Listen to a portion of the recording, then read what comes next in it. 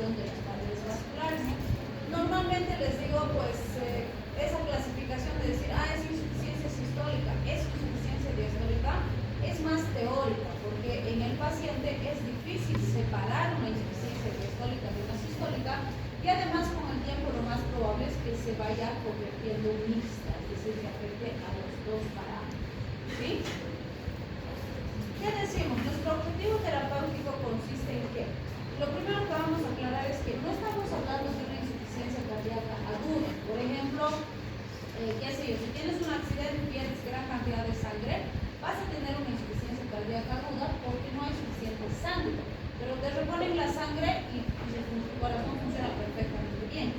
Esta es una insuficiencia crónica. Por decirles, el paciente ha tenido tragas, su corazón se ha ido lesionando con el tiempo, ahora está todo dilatado y no puede bombear bien la sangre. Eso no se va a reparar, no se va a revertir, ¿sí? O era hipertenso, se ha ido lesionando, el corazón se ha hecho más grueso, las paredes más anchas, etc. Y ahora es insuficiente. Esa insuficiencia no es reversible, ¿sí? El daño no lo vamos a poder reparar. Y además, aunque le demos buen tratamiento, no vamos a poder evitar que la insuficiencia siga progresando, ¿sí? Entonces, de esa insuficiencia estamos hablando. Esta insuficiencia, además, ¿qué nos dice? Nuestro objetivo terapéutico va a ser disminuir los síntomas, identificar la evolución de la enfermedad, entendiendo que no podemos curar la enfermedad, y además tratar los episodios agudos de insuficiencia, vale decir, evitar que el paciente se descompense, porque cada vez que tiene un episodio agudo, una descompensación, avanza más la enfermedad, ¿sí?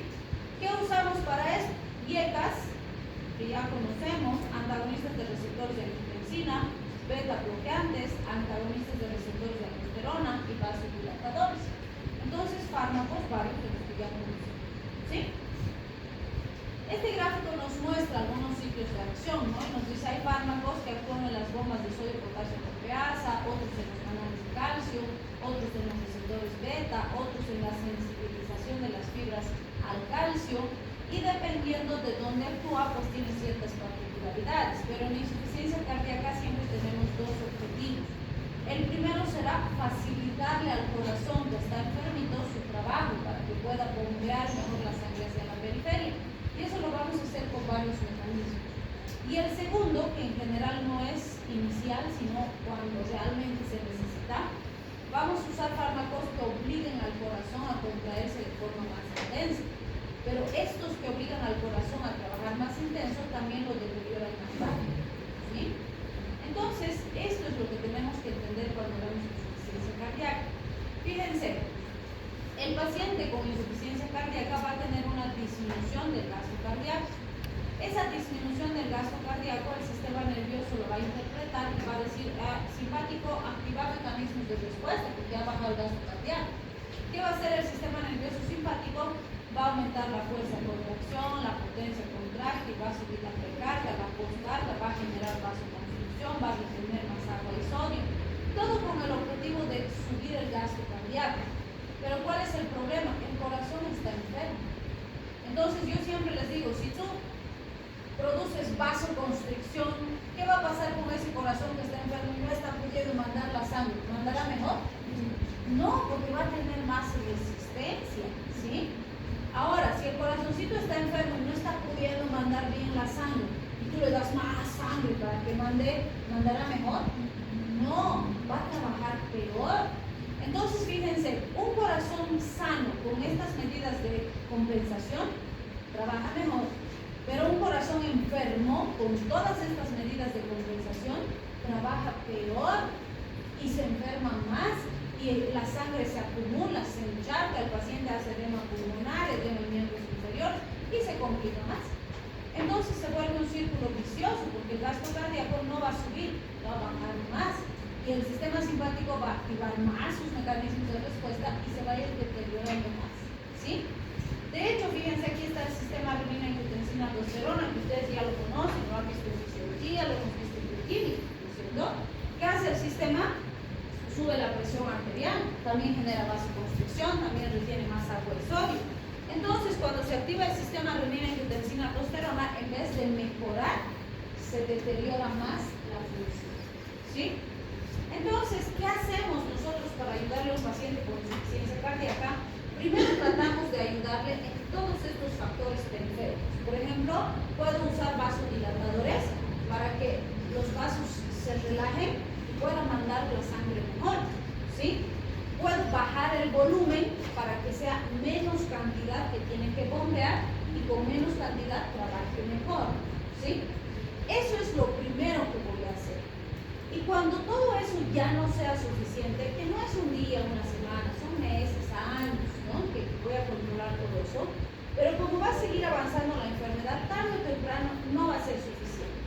Y cuando todo eso ya no sea suficiente, recién le voy a dar un fármaco que obligue al corazón a contraerse más fuerte, que esos son los inotrópicos positivos, que van a hacer que el corazón sí mande mejor la sangre hacia la periferia, pero también lo van a deteriorar más rápido, porque le van a obligar a trabajar a un corazón enfermo.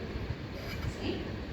Pero ya no voy a tener otra opción y pues en algún momento voy a estar usando inotrópicos positivos que le están obligando al corazón a trabajar más, pero también voy a seguir controlando estos factores externos. Eso es lo que vamos a ver en este capítulo. ¿Sí? Primero vemos entonces los inotrópicos positivos, los que obligan al corazón a trabajar más intenso. Tenemos los digitálicos, ese es uno de los grupos más usados. Tienen un núcleo esteroide, un anillo lactona y un azúcar. Se han descrito primero los de origen vegetal, donde están los digitalis, curcuria, la nata, las cebollas marinas, los estrofantos y otras. Y otros de origen animal, como los bufodienoles, que son varios tipos de sapos, que sus venenos son digitálicos, aceleran. O sea, estas plantas y estos animales, lo que se ha observado es que cuando va un depredador y se quiere comer la planta, por ejemplo, se le acelera el corazón y el animal se asusta, se descompone y se aleja, pues ya no come esa planta. Entonces eso le permite a la planta sobrevivir, no lo van a depredar.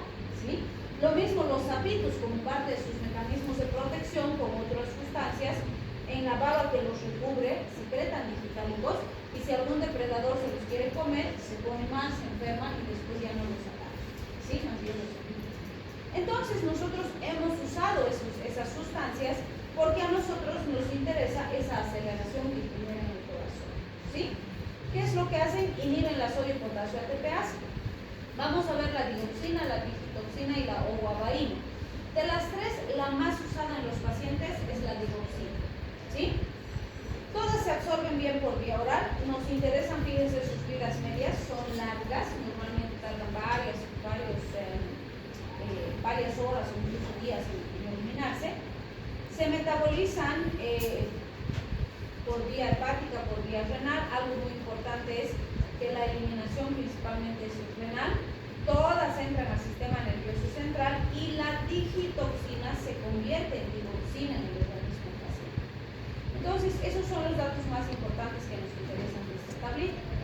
Esto nos interesa mucho de los digitálicos. A nivel cardíaco, tienen efectos mecánicos que implican un aumento en la intensidad de la contracción.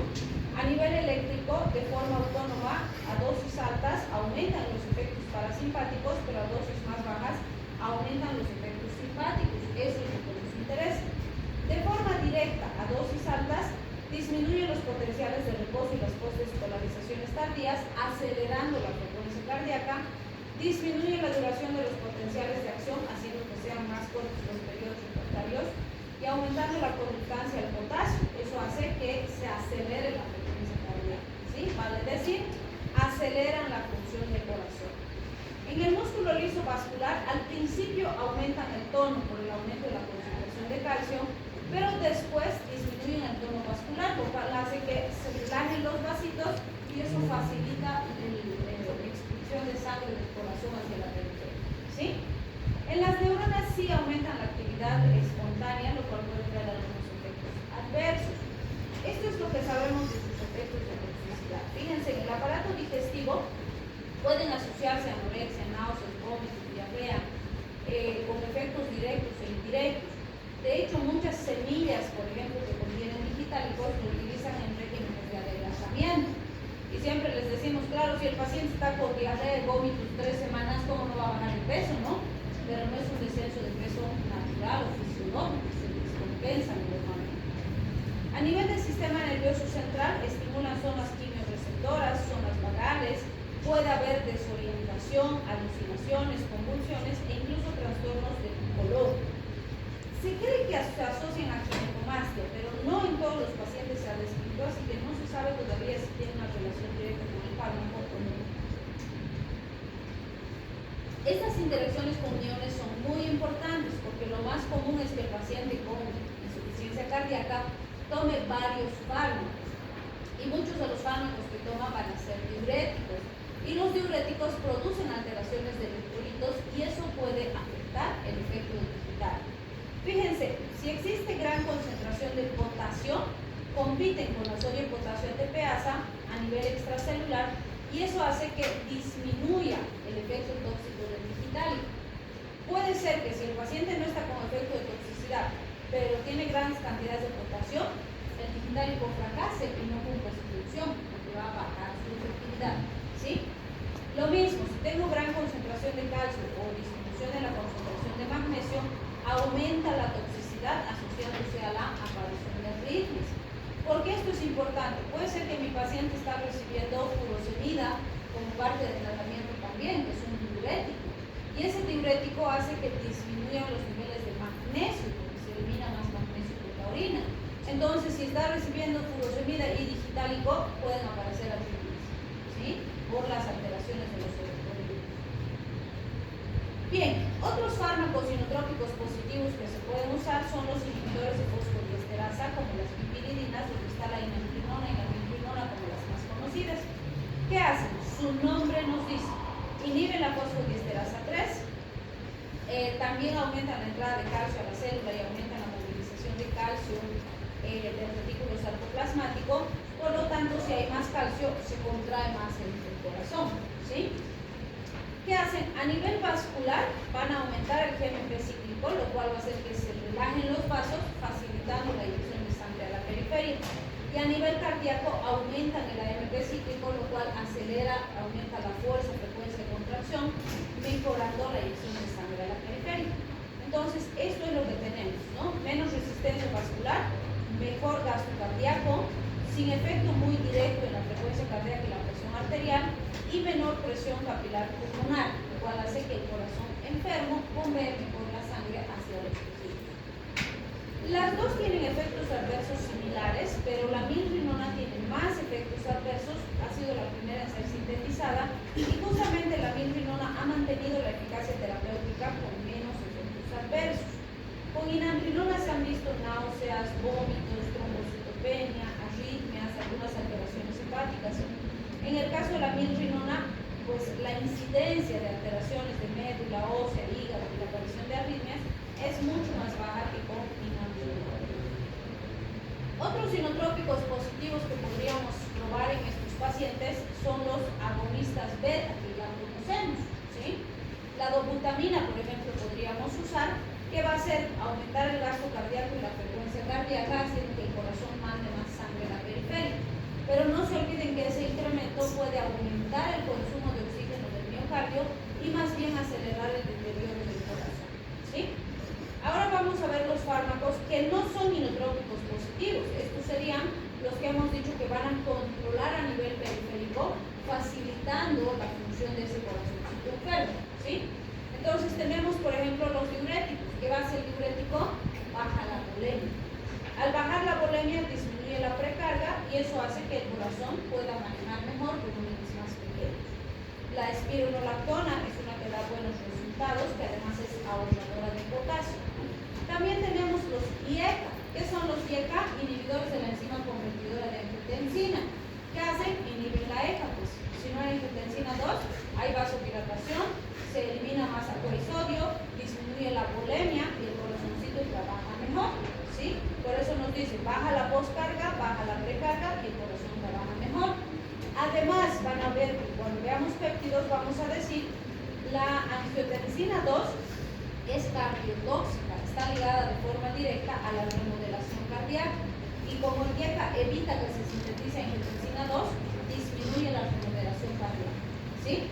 Los ARA2, los antagonistas de receptores de angiotensina 2, tienen estas mismas ventajas, con excepción de esta última, porque no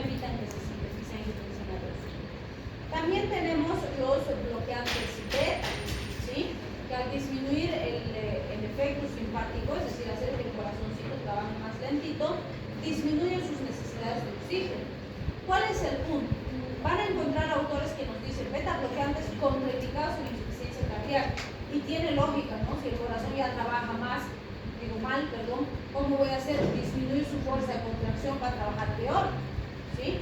Pero hay estudios que han demostrado que en los estadios iniciales de la insuficiencia cardíaca, el hacer que el corazoncito trabaje más lento disminuye las necesidades de oxígeno del miocardio y lo mantiene más funcional, ¿sí? Entonces, ¿qué decimos? Los beta bloqueantes pueden ser una opción en insuficiencia cardíaca leve, ¿sí? Pero si es insuficiencia moderada severa, absolutamente contraindicados los beta bloqueantes, ¿sí? Bien, también tenemos los vasodilatadores. Ahí podemos mencionar nitratos, hidralazina, algunos que ya hemos visto, bloqueantes de canales de calcio y demás. ¿Qué hacen los vasodilatadores? Bajan la postcarga y también disminuyen la precarga, dependiendo si hay en arterias y venas. Si relajo los vasitos, el corazoncito enfermo manda mejor la sangre y mejora su funcionalidad, ¿sí? Bien, entonces fíjense en ese gráfico que hemos visto al principio. Primero hemos dicho voy a tratar de controlar todos estos factores periféricos y cuando eso ya no sea suficiente, entonces le voy a dar electrónicos positivos. Idealmente vamos a hacer eso, pero no quiere decir que siempre que el paciente viene le vas a dar solo estos y no los electrónicos positivos. ¿Por qué? Podría llegarte el paciente con una insuficiencia cardíaca congestiva avanzada y entonces desde el principio tienes que usar electrónicos positivos y también estos son los fármacos. Depende cómo llega el paciente y el momento de la introducción de uno u otro fármaco depende de cómo evoluciona el paciente, ¿sí? Pero sin tratamiento evoluciona mucho más rápido y se deteriora más rápido la función cardíaca. Con tratamiento va a evolucionar lentito, pero igual va a avanzar la insuficiencia, ¿sí? Muy bien. Entonces con eso terminamos